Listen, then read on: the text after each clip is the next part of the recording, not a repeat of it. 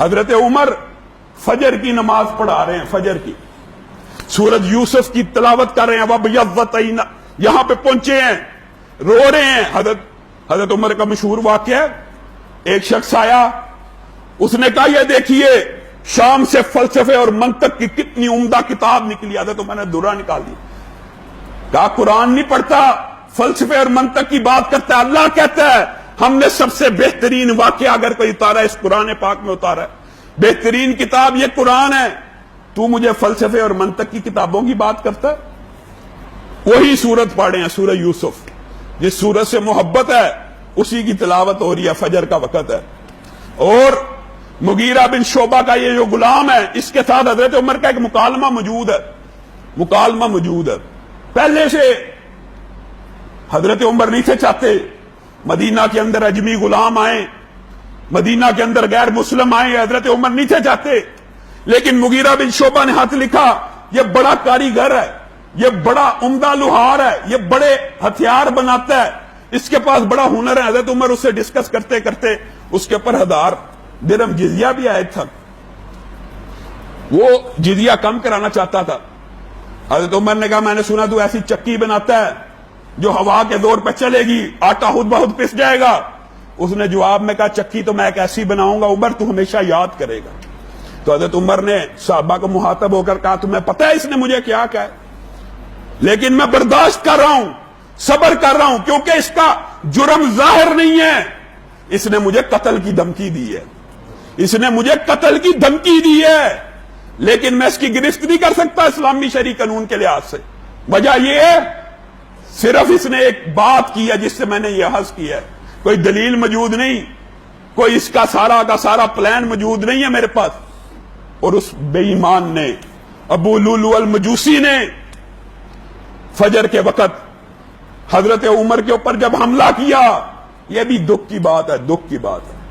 خدا کی قسم آج ہم مسلمان ہیں، ہمارا کیا ایمان ہے، ہمارا کیا عقیدہ ہے، لیکن سچے دل سے بتانا ہم میں سے بعض لوگوں کو یہ پتہ ہی نہیں ہوگا اس بندے کا نام جس نے حضرت عمر کو قتل کیا ہے، شہید کیا ہے، اس بندے کا نام کیا؟ فیروز ابو لولو المجوسی، کہ خلیفۃ المسلمین، امیر المومنین، نبی کریم کے سسر کا قاتل بعض لوگوں نے ہیرو بنایا ہوا ہے۔ وہ اسلام کے ساتھ کتنے کو مخلص ہو سکتے، ان کا اسلام کے ساتھ کتنا کو تعلق اور وابستگی ہو سکتی ہے۔ حضرت عمر گرتے ہیں، عبد الرحمن ابن عوف نماز کو مکمل کرتے ہیں، صحابہ کو پتہ نہیں اندھیرا ہے، صبح کا وقت ہے، اس نے تیز رفتاری سے خنجر چلایا، 13 صحابی زخمی ہو گئے، 7 اسی وقت شہید ہو گئے۔ حضرت عمر نے کہا مجھے اٹھاؤ، کس نے میرے پہ حملہ کیا؟ کہا وہ مغیرہ بن شعبہ کے غلام۔ کہا اللہ تیرا شکر ہے عمر اس ہاتھ سے قتل ہو رہا ہے، اس بندے کے ہاتھوں سے دنیا سے جا رہا ہے جس نے رب کبھی تجھے سجدہ بھی نہیں کیا۔ اللہ کا شکر ادا کر۔ اور وہ بندہ گرفتاری کے خوف سے اپنے آپ کو خود ذبح بھی کر لیتا ہے، پوچھ گچھ کا موقع بھی نہیں ملا۔ حضرت عمر بیٹھے ہوئے ہیں زخمی حالت میں، نبیذ لائی گئی، پیتے ہیں، آنتوں سے باہر ہو جاتی ہے۔ کہا وقت آ چکا ہے، دودھ کا پیالہ پیش کیا جاتا ہے، دودھ کا پیالہ منہ کو لگاتے ہیں، سارے کا سارا دودھ آنتوں سے باہر آ جاتا ہے۔ حضرت عمر ان کی کیفیت کیا ہے اس وقت؟ آپ اور میں ہوں، اپنی کیفیت کا اندازہ کرو۔ دودھ پینے کے بعد اٹھتے کہتے ہیں مجھے یہ بتلاؤ غشی اور بے ہوشی کا عالم تھا، میں نے نماز پوری پڑھی تھی کہ نہیں؟ اے نبی کے سسر، اے نبی کے ساتھی، ان کے فضائل مناقب بیان کیے۔ کہا مجھے اٹھا کے بٹھاؤ، بیٹا تم نے نبی کریم کا وہ فرمان نہیں سنا کہ میت کو گھر کے نوحہ کرنے کی وجہ سے عذاب دیا جاتا؟ اس وقت تبلیغ کر رہے ہیں بیٹا میری میت کے اوپر میری زندگی میں اس طرح کے مرثیے اور نوحے کے الفاظ نہیں کہنے۔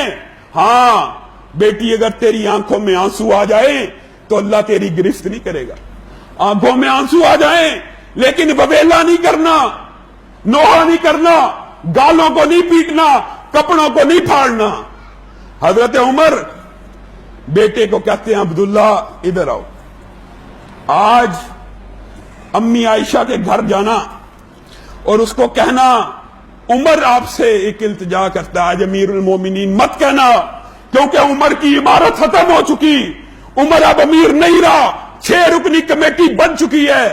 اس کو کہنا کہ آپ کا بیٹا عمر، آپ مومنوں کی مائیں ہیں، اپنے 2 ساتھیوں کے ساتھ دفن ہونا چاہتے، اپنے 2 ساتھیوں کے ساتھ دفن ہونا چاہتا ہے. امی عائشہ کو کہنا اجازت دے دے.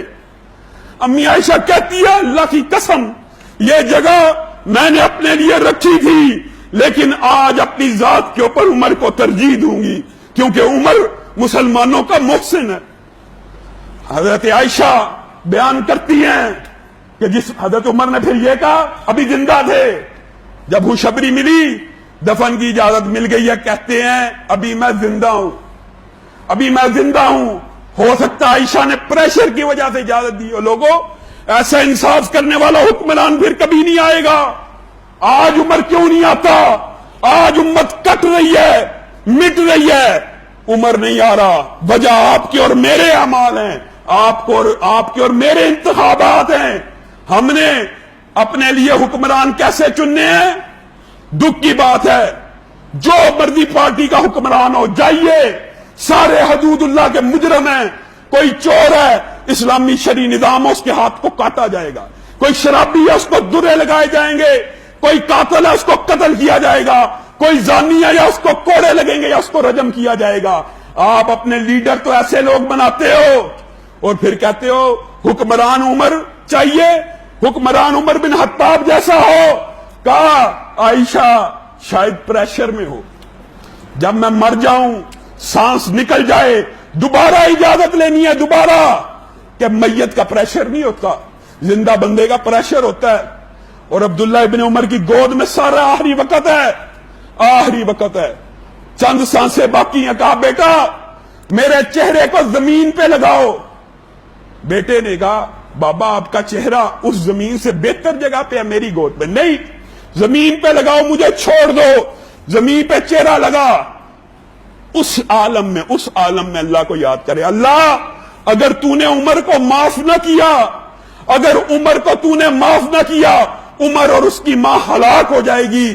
یہ حضرت عمر کے آخری الفاظ ہیں جو ان کے منہ سے نکلے اور روح نے پرواز کر